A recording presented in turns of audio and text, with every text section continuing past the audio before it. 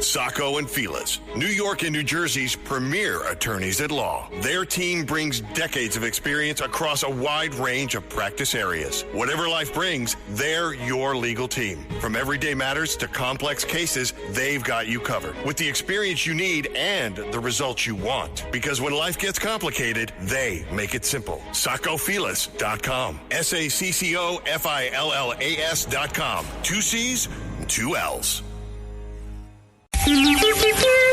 It's the 77 WABC News Hour. Talking the news with Noam Laden. All the news you need to know with Joe Nolan, traffic, Justin Ellick, sports. And now, Talking the news with Noam on 77 WABC. Yes, that's me. Good morning. It is Friday, April 3rd. Your forecast from the 77 WABC Weather Center. Mix of sun and clouds today. High 65. It'll be in the low 60s for the first pitch game opener up in the Bronx Yankees. Saturday, sun in the morning, clouds in the afternoon, high 68, and then Sunday rain most of the day, high 65. If you're walking out the door with us right now, 41 cloudy in Hampton Bays out on Long Island, 42 and cloudy in Kenilworth over in New Jersey, and it's 40 and cloudy right outside our Midtown studios. This is the Top 5 at 5. A mom whose baby was shot to death speaks out. The astronauts talk about what's ahead on their mission around the moon. Wait, what are people watching on computers in a Hudson Valley library? Shocking teen drunk driver numbers out of Long Island. And we'll tell you why a bird in Bryant Park is stopping traffic. All right, let's get into it at 5:01. The moped men riding who shot that 7-month-old Brooklyn girl to death in her stroller on Wednesday. They're still looking for the second individual in that case. New York Post is reporting little Kaori's father, Maury Patterson, who lives in the nearby Bushwick houses, was apparently the target of this attack on Wednesday afternoon when that bullet hit his baby. He was pushing the baby along with his wife in the stroller. Patterson and Kaori's mom were pushing the double stroller with the baby girl and the 2-year-old brother near the corner of Moore Street in East Williamsburg when the two opened fire from a good distance. The gunmen missed Patterson, but they struck this 7-month-old baby in the head, killed her. They also grazed a bullet of the 2-year-old brother who was in the other side of that double stroller. One of the men is still on the loose. The gunman, he's been captured. Neighbors have been helping in the search. When it comes to a child, you gotta snitch. But if you don't snitch or rat out, you don't have no soul. Now, the accused baby killer lives in the Marcy houses, which has had a long-standing feud with people in the Bushwick houses. That's what they think led to all this gunfire. The night shift facilities are less than a mile apart. We know that he is a gang associate out of the Marcy houses, and at this point right now, there is a gang in the Bushwick houses called MOE, and we're looking to see the possible connection between a beef between the Marcy houses, Bushwick houses, meaning the gang MOE. We have also identified the driver of the scooter, but I will not be releasing his name at this time. All right, so to tie it up in a nicer bow, so the dad of the baby who was shot dead was who they were aiming for. They missed. They hit the baby. So now a reward being offered as the manhunt continues for the second person, the second guy on the moped that drove away. They haven't found him yet. Civil rights leaders yesterday in Brooklyn were walking around asking neighbors to snitch on this person, to turn him in. They were also complaining they thought the police response to the shooting was not large enough. Give us the same respect that you do when an officer gets shot and an officer get killed. Give us the same resources in the black and brown neighborhoods.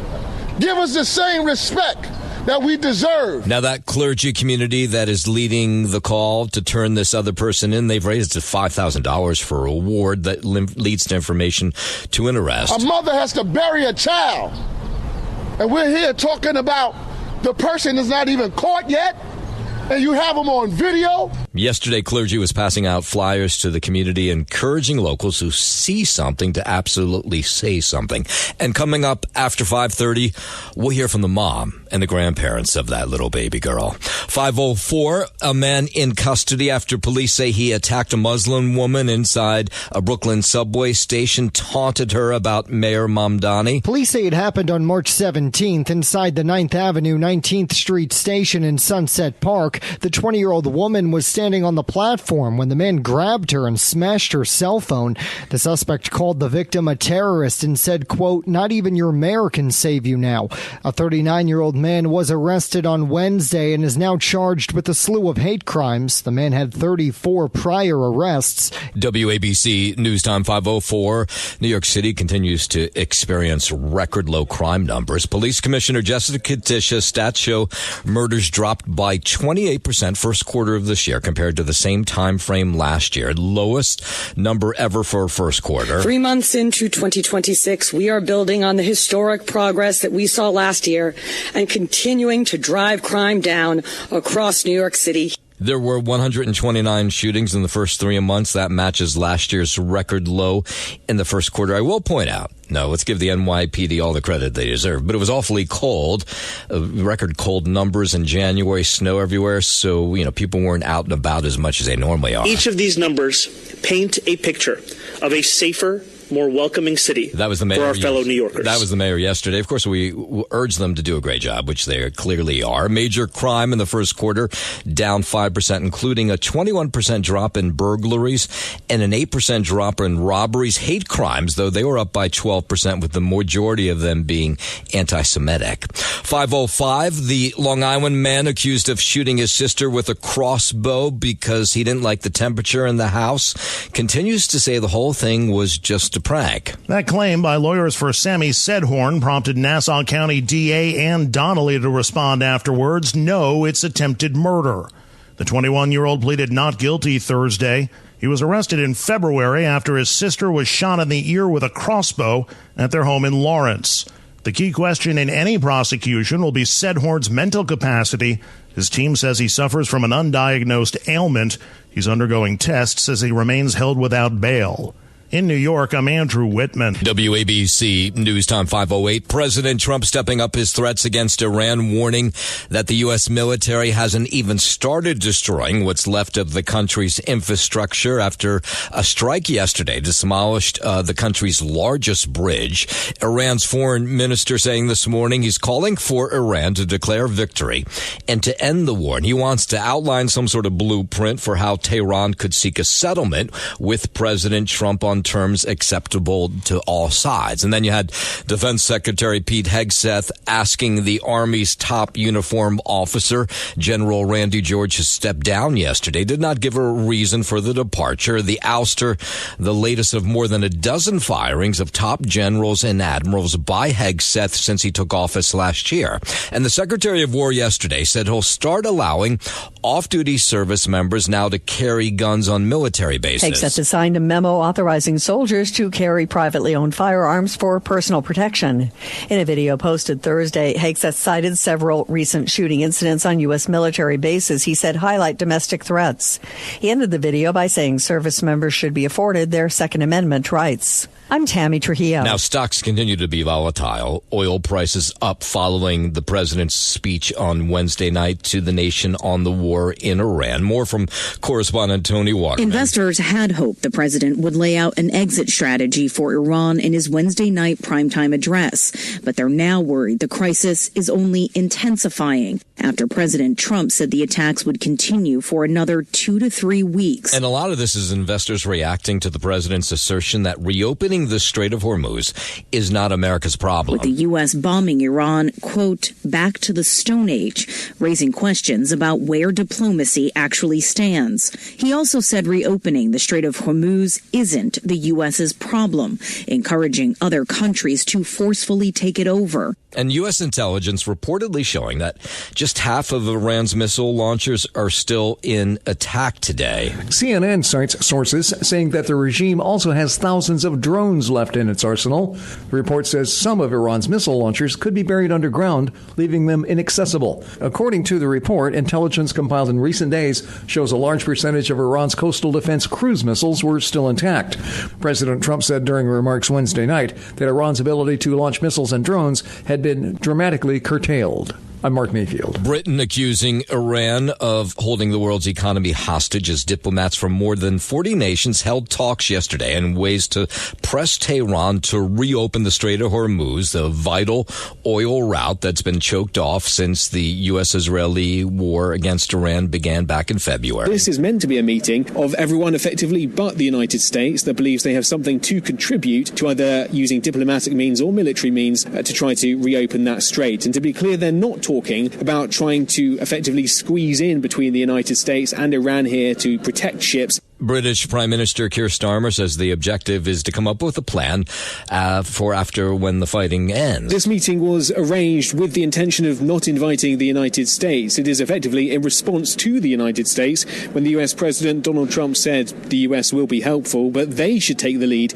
in protecting the oil that they so desperately depend on. Yeah, well, the US did not attend this virtual meeting, which came after the president made clear that he thinks securing the waterway, the Strait of Hormuz, is not America's job. 5:12, the White House preparing to impose new tariffs today on pharmaceutical companies. According to reports from CNBC, the White House is working on a 100% tariff on patented medications and their active ingredients from companies that have not struck deals with the president to lower their U.S. drug prices. Drug makers that have fully executed deals or are currently negotiating with the Health and Human Services Department would be exempt from the tariffs. However, the proposal is not final, and it is unclear when the Trump administration may announce it.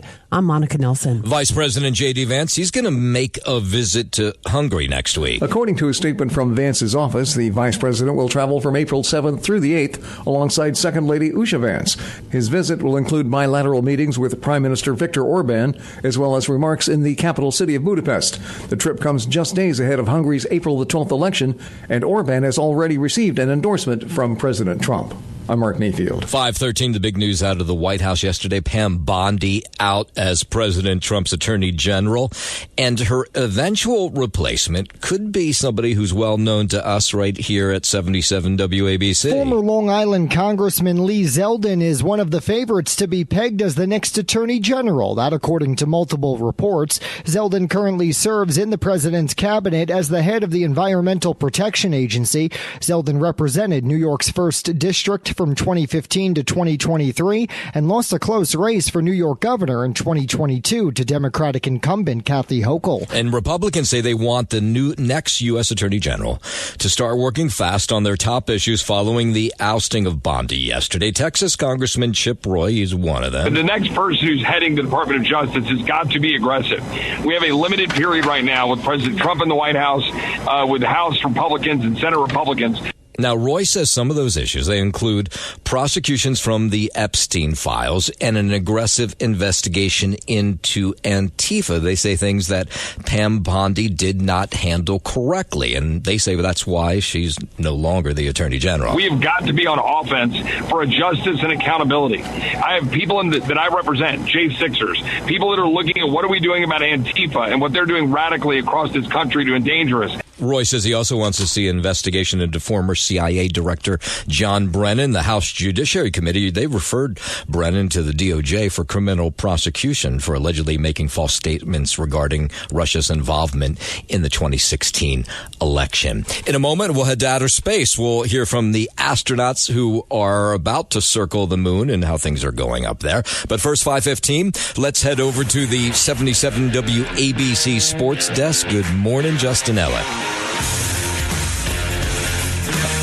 Microphone problems again? Oh, yeah. There we are. Oh, now you're on. Easy switchback. Hey, now. Louis lunging for the board. Love to see that. Great effort over there, Louis. Could leave the board in not the condition. We could do that. We could do that. But that would be nice to leave it in like an on-air mode. That would make things way too easy for him. You know. Like upper at 62. Yeah. Bring it on. I hope by 65 I have I can't work at all. Oh, okay. That's the end game. Let's start here out in San Francisco on the Diamond. Mets dropped their third straight in the form of a 7-2 series opening loss to the Giants. Bo Bichette's RBI double gave the Mets a 1-0 lead in the first before the Giants scored 3 times at 2 outs in the bottom of the inning. Didn't look back from there. David Peterson allowed 6 runs, 5 earned, and 9 hits in 4 1/3 innings of work. He struck out 5 and walked 2. Up next for the Mets, game 2 of 4 in San Francisco tonight. First pitch is scheduled for 10:15 p.m. The righty Nolan McLean set to start for New York. Looking ahead to 1:35 p.m. this afternoon, the Yankees with their home opener at Yankee Stadium up against the Miami Marlins for the weekend. Will Warren will get the start there. I got to run from here to there, Noam Laden, right at 1 p.m. sharp when I'm getting off work. Shoot up to the stadium, get into my, I don't have a real seat, kind of standing room only, but... when you have standing room only, where do you actually get to stand? Like right up in center field by that bar. They got those high top tables. Right. And you stand right up on the gate there. It's actually a good scene. You know, the real fans stand out there. No, right. Exactly. So we'll be there. Sid Rosenberg's going to be there, courtesy of team president Randy Levine. So, Sid and Friends in the Morning will be well represented at Yankee Stadium this afternoon. Look ahead to the hardwood tonight, 7:30 p.m. The Knicks will welcome in the Bulls, and also at 7:30 the Nets. They will host the Atlanta Hawks. The Final Four is tomorrow in the NCAA Men's College Basketball Tournament. 6:09 p.m. tip-off for 3-seed Illinois, 1.5-point favorites against 2-seed UConn. And then later on Saturday night, 8:49 p.m. tip-off for 1-seed Michigan, 1.5-point favorites against fellow 1-seed Arizona. On the ice at MSG, Rangers lost to the Canadiens 3-2, and out in New Jersey, the Devils beat up on the Capitals 7-3. Islanders, they're back in action tonight at 7. They'll welcome in the Philadelphia Flyers. That is your sports. How many of those standing room tickets do they sell? Do you know? No. Like, so when you get there, will it be like 5 deep crowd, a 3 deep crowd? Do you know? Well, I have a strategy. My friend who I'm going with is getting there around noon. Oh, okay. And he's going to get a very good spot for us. And then you just have to shove your way through the crowd to get to him? Yeah. Okay. Indeed. You want to get like a table. That's the key, right? Right, exactly. Okay. You know, something that I can lean up on so that I'm not just on my own. Oh, that's right. You have to stand for 9 innings. For 9 innings, you know. But I can do it. I'm a young man. It's not going to be that big of a problem. Yeah. No. Doesn't sound like a mess at all. No. Yeah, it sounds like fun. Sounds so much fun. Let's see, sit on my couch with beers and I see everything and hear the whole game, or stand with 800 guys screaming. It's the home opener. What do you want difficult. from me? I'll get back to you on my answer. We'll call you during the game, see how you're doing. Yeah. Don't do that. How about that? I wish I was Justin right now. Me too. That sounds so cool. Standing room only sounds great. great. Yeah. Okay, we'll see you at the game. Yeah, take it away. Yeah. Come on. Well, he'll be able to hear me. Or whatever. Take it away, no. WABC News Time 5:20. NASA reporting a successful engine burn to send Artemis 2 on a path to the moon. I am so excited to be able to tell you that for the first time since 1972, during Apollo 17, human beings have left Earth orbit. Cool. NASA's Lori Glaze at a briefing last night. She says they encountered a few issues first 24 hours, but nothing serious enough to stop the translunar injection burn. The burn was executed by our flight operations team here in Houston, and it was flawless. Yeah, so a roughly 6-minute engine burn pushed Orion out of Earth's orbit, committing the crew to this lunar trajectory. Integrity looks like a good burn. We're confirming.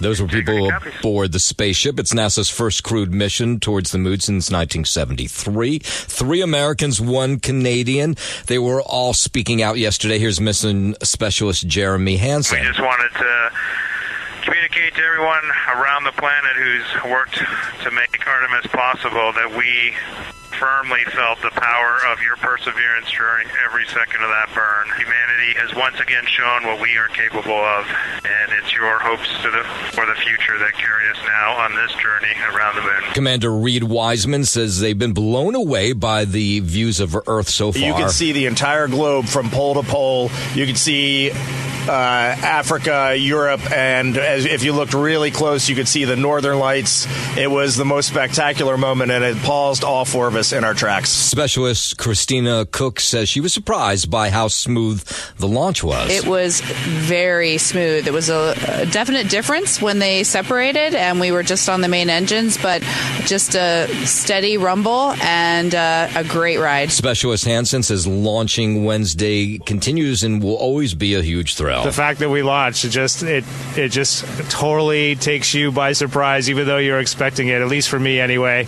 And I just had a huge smile across my face. Pilot Victor Glover says he'll be thankful forever for the people involved in this Artemis II mission. Your support and trust in us has enabled this, and so many people that have worked for so long to make this possible. Yeah, so come Monday is when they'll start to circle the moon. 522, this is one of these court TV trials that's getting a lot of attention. A Hawaii doctor accused of trying to kill his wife on a hiking trail last year has taken the stand in his own trial. Gerhard Koenig was questioned by his attorney about allegations that he beat his wife, Ariel, with a rock. Did you have a plan to kill your wife on the mountain that day?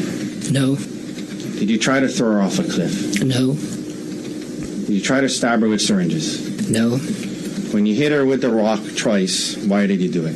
In self-defense. Koenig claims she tried to shove him from a cliff following an argument about an alleged affair. It comes after his wife testified in the trial last week that her husband had initiated the confrontation. Saying the two had been having problems because of Ariel's relationship with another man, but he still hoped they could work things out. Did you plan this trip on Oahu to try and kill your wife? No. Were you trying to do something nice for her birthday? Yes. But prosecutors and Ariel say it was a deliberate, vengeful attack. That's correspondent James Patterson. He reports that Koenig taking the stand in his trial after weeks of dramatic state testimony. Koenig's son, he testified that his father FaceTimed him after the incident and admitted that he had tried to kill his wife. Koenig growing emotional as he testified he was in severe distress during the call, contemplating suicide, and his son misunderstood what he was saying. He saved my life that day, but I put him in this position where he is now, where he thinks I tried to kill her. Yeah, so Koenig has pled not guilty to second-degree attempted murder. 524, body cam footage released yesterday shows the moment when Tiger Woods was arrested on Florida's Treasure Coast last Friday. In one of two clips released, the golfer is seen struggling with roadside sobriety tests and then told by a deputy to put his hands behind his back. So at this time, I do believe your normal faculties are impaired, okay, and you're under the unknown substance. Okay, so at this time you're under arrest for DUI. Yes, sir. Yeah, the strange part of this conversation, you can hear Tiger Woods saying he just got off the phone with the president. Now, we can assume it's President Trump. We don't know for sure. It came after Woods flipped his SUV while speeding on Jupiter Island. Woods is heard telling a police officer that he was looking down at his phone, and then boom, as he described his vehicle crashing into the back of a trailer that was being towed by a pickup truck. He now has said that he has issues and he's overseas. This is what we're being told, getting some help. 525, with the value of over $1 trillion thanks to XAI, SpaceX reportedly going to go public now. The privately owned rocket company is said to have filed draft plans this week for an initial public offering that multiple sources say could be the biggest of all time. The reports say the filing will lead to a sale of shares by either June or July. It's unclear how much SpaceX plans to raise through the sale of some of its shares, but CEO Elon Musk is expected to control a majority of voting shares, which could make the world's richest person even richer. I'm Monica Nelson. 526. It's now been 2 months since Nancy Guthrie disappeared from her southern Arizona home. Wendy Hansen has more. Yesterday marked the 2-month anniversary of when the Mother of Today host Savannah Guthrie was reportedly taken from her home against her will. 2 people have been detained in the case, but both were cleared. Surveillance video early in the investigation showed a masked man trying to enter the home before attempting to cover the camera. The case has since gone cold, despite tens of thousands of tips pouring into law enforcement. In Arizona, I'm Wendy Swanson. Savannah Guthrie will return to the Today Show on Monday. She's been on leave since February when her 84-year-old mom went missing in a suspected abduction from her southern Arizona home. So far, there's been no trace of Nancy. No suspects have been identified. So she's going to come back to TV come Monday morning. It's the 77 WABC News Hour. Talking the news with Noam Laden. All the news you need to know with Joe Nolan, traffic, Justin Ellick, sports. And now, Talking the news with Noam on 77 WABC. Yes, that's me. Good morning. It is Friday, April 3rd. Your forecast from the 77 WABC Weather Center. Mix of sun and clouds today. The high 65. First pitch, Yankee Stadium for the home opener up in the Bronx. It'll be in the high 50s. Saturday, sun in the morning, clouds in the afternoon, high 68. And then Sunday, right now, it looks like kind of a washout. Rain, high 65. If you're walking out the door with us right now, so happy you are. 41 cloudy in Hampton Bays out on Long Island. 42 and cloudy in Kenilworth over in New Jersey. And it's 40 and cloudy right outside our Midtown studios. WABC News Time 541. The mother of that 7-month-old baby girl killed by a stray bullet while sitting in her stroller in Brooklyn Wednesday afternoon, talking about her devastation. Liana Charles Moore telling CBS that her baby girl, Kaori, was being pushed in a stroller East Williamsburg when a man on the back of a moped opened fire. A little girl hit in the head with a bullet, suffering a fatal gunshot wound. Here's the mom talking to CBS. Her dad, when he seen her in the stroller, he picked her up and ran with her to the hospital. She's gone, and I can't ever see her again. I can't smell her. I can't kiss her. I can't wake up and feed her her bottle. I can't feed her. I can't dress her. Everything that I wanted to do with her, I can't do with her anymore. Yeah, so the moped riding men who shot the little girl to death in her stroller, apparently, this is according to the New York Post, were aiming for the little girl's father in some sort of beef between NYCHA houses, having some social media beef, which is ridiculous. So the mother saying that she'll always remember little Kaori as somebody who was laughing, smiling, brightening the family's day. Kaori's grandparents, they say the entire family just, heartbroken. Words cannot explain how I feel. I don't know what to do. I can't eat. I can't sleep. This hit us at home. Like, you see this all around the world, and you never think that it will hit your doorstep right here. No, NYPD Commissioner Jessica Tisch saying that 21-year-old Amari Green, he fired that shot that killed Kaori. He's currently in the hospital, be charged with murder, 2 counts of attempted murder. Police have also identified the second person who was on that scooter, but they're not releasing his name as of yet. He has not been arrested.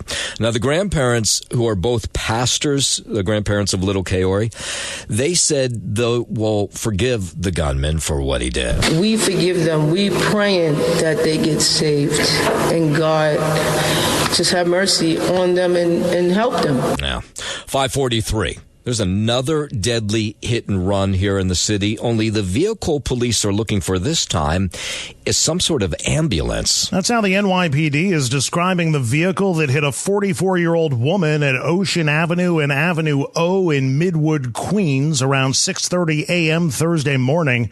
The victim died at a hospital. No other information about her was given.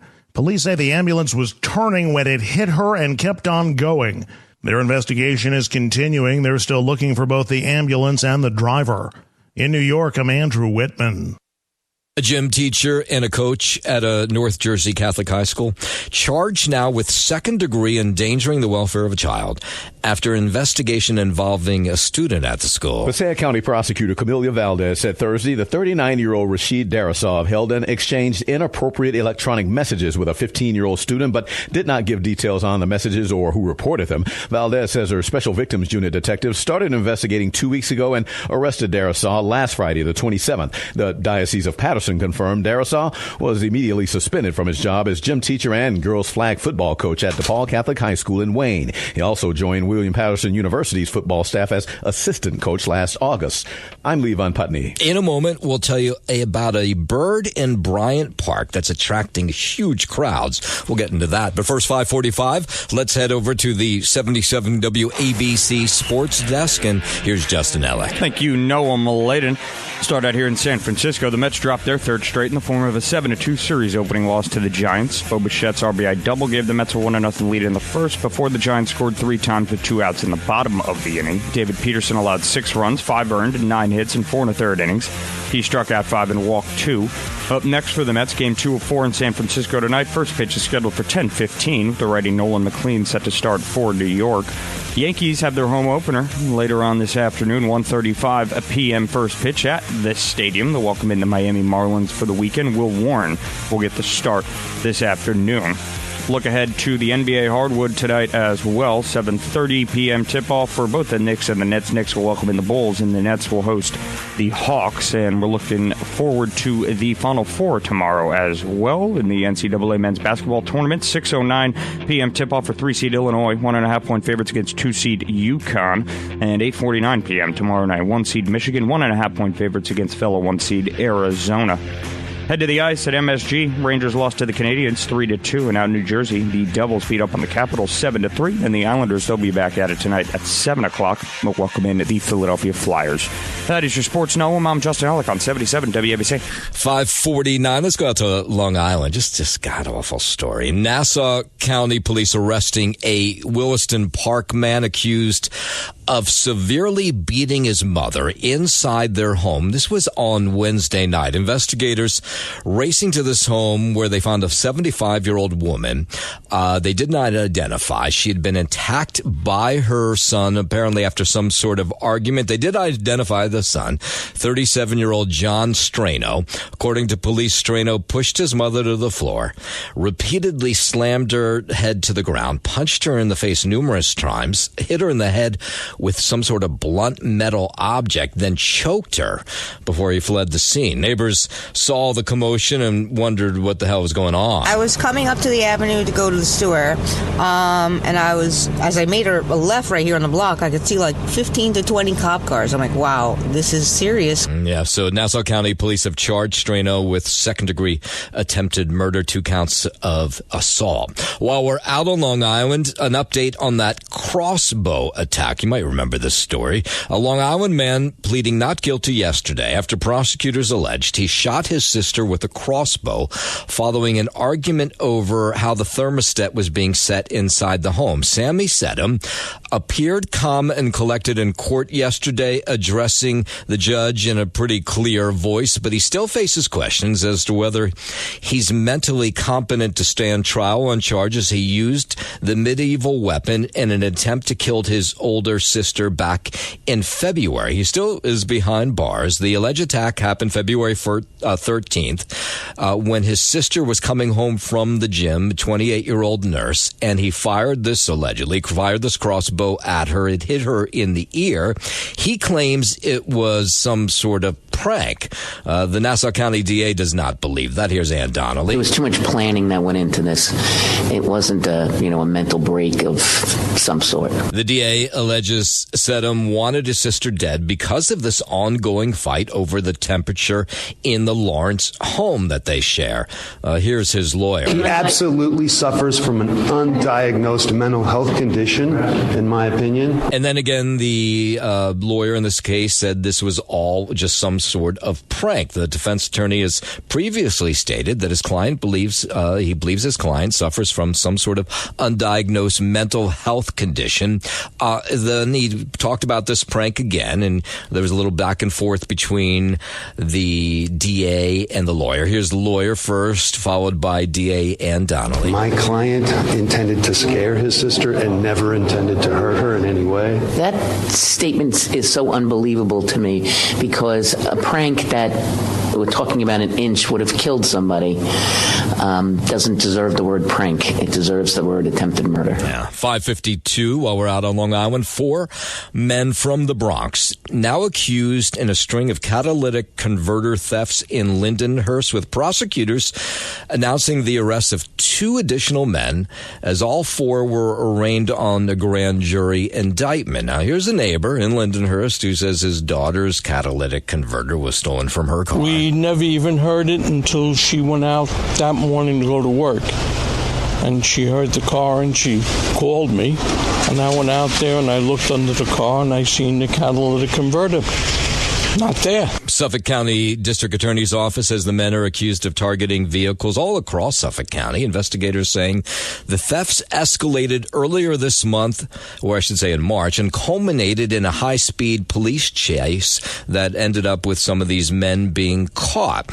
So they're caught, but of course that doesn't help people who had their catalytic converter stolen, which costs a lot of money, by the way. I wish there was a way, she could get her money back or something like that, but I know there's not. Yeah, not going to happen. Mechanics say the cost of replacing a catalytic converter is like $4,000 or $5,000. It's a lot of money.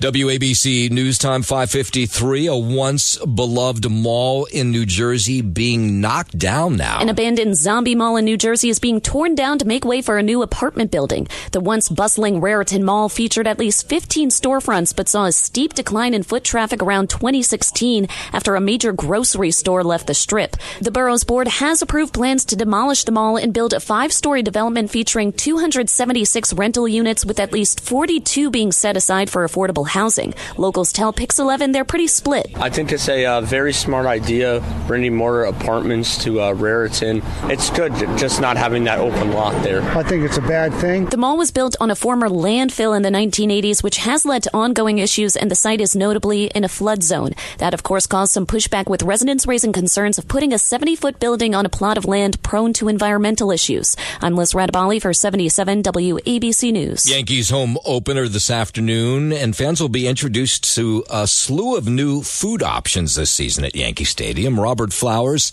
is the executive chef at the ballpark. I think the eclectic mix of food offerings that we have for the guests and fans that come into the stadium is second to none, and it's something that we put a lot of hard work and dedication into. There's a new MVP burger that consists of 2 4-ounce American beef patties, onion rings, tomato, bacon, jam, American cheese, and more. Sounds like a heart attack on a plate. There's a new chicken drumstick-shaped ice cream that has chocolate-covered cookie and cornflakes. And there are also pastrami fries and an Italian sausage empanada. Those are just some of the items. And I will point out, Mets fans may be getting it better. USA Today says that the Citi Field has the best stadium food of any stadium in the country. And one with this story. A lot of people flocking to Bryant Park to catch a glimpse of a rare bird known for a special dance. The American woodcock has drawn this huge crowd at Bryant Park every single day since it arrived. I saw this on video. I didn't see it up close, but it does look like while it's sitting, this bird is dancing around. It's a rare bird. It's plumped, and it's now New York City's newest star. If you go anywhere near Bryant Park, you'll see in one corner of the park there's this large crowd waiting to see this bird dance, which is kind of what it does. I saw like a lot of the videos of the little walk where he does his head nod. It sticks out. It's like it's not a pigeon. It's like people wondering, what is that thing? And it is interesting to hear people say it lives up to the hype. Spectators pulling up chairs, breaking out the binoculars, taking photos, imitating the dance moves. I came now after work, and I'm glad I got to see him. It lives up to the hype. We all love the bird. So what makes the woodcock's appearance in an urban landscape so interesting? Apparently it's just a pit stop for these birds as they make their way north. And I shouldn't say birds. This is the only one that anybody has spotted in New York City anyway. Because these little guys will land anywhere. And then they hang out for a little while and eat worms for a few days and fuel up. And then hopefully they can get out of this maze of glass and all this and make it upstate. Yes, so it has become so popular. Of course, the park has cashed in on this. They're selling baseball caps with the fan favorites stitched on top of them. Thanks for listening to the News Hour with Noam Laden. You can hear the News Hour with Noam Laden weekday mornings at 5 on 77 WABC. If you like the podcast, share it with your friends and listen anytime at WABCRadio.com and download the WABC Radio app. Hit that subscribe button on all major podcast platforms. Plus, follow WABC on social on Instagram, TikTok, Facebook, and X. See you next time for a new episode so you never have to wonder, what the heck is going on here? Let Century Management Solutions get you to your next medical appointment. They specialize in non-emergency medical transportation, connecting patients to care, safety, reliability, and on time. Their advanced technology platform seamlessly coordinates patients, healthcare providers, insurers, and transportation partners all in one powerful network. With over 200 trusted transportation providers, they deliver scalable solutions backed by real-time tracking and complete transparency. Go to SENTRYMS.com.